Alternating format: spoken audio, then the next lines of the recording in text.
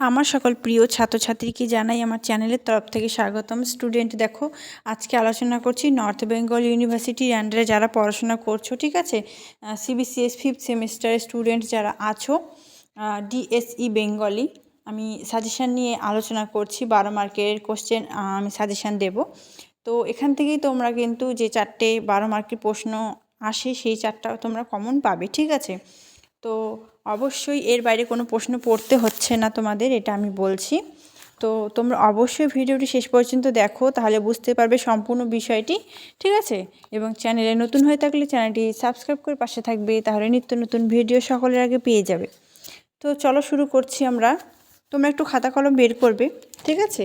প্রথমে স্থিরপত্র থেকে যেই প্রশ্নটি রেখেছি সেটা হলো, স্থিরপত্র গল্পটিতে নারীর ব্যক্তি স্বাতন্ত্র্যের একটি সুদৃঢ় পদক্ষেপ ধ্বনিত হয়েছে।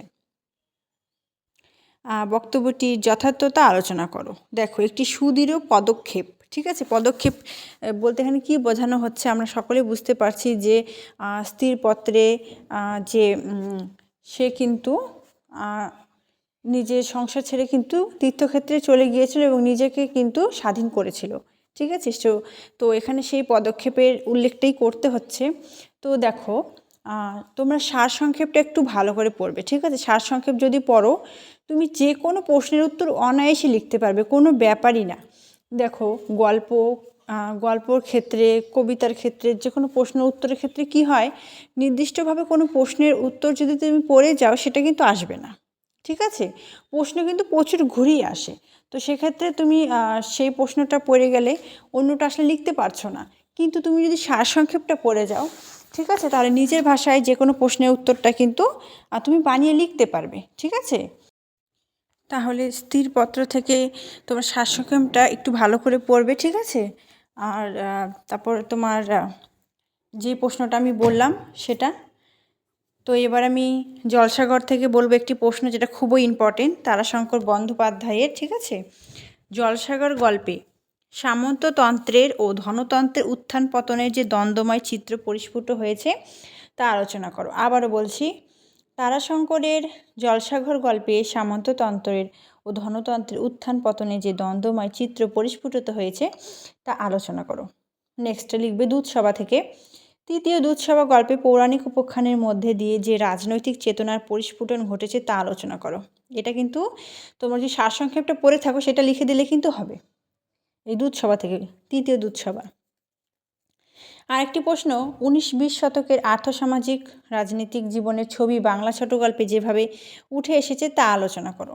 হলো এবার মহেশে তো সকলেরই ঠোঁটস্থ, তাই না? কারণ আমি এটা খুব সুন্দর করে আলোচনা করেছি, তোমরা ভালো রেসপন্স করেছো, যে তোমরা ভালো লেগেছে তোমাদের। দেখো, শরৎচন্দ্র চট্টোপাধ্যায়ের মহেশ গল্পে যে দারিদ্র্য পীড়িত কৃষক জীবনের যে ছবি ফুটে উঠেছে তা আলোচনা করো।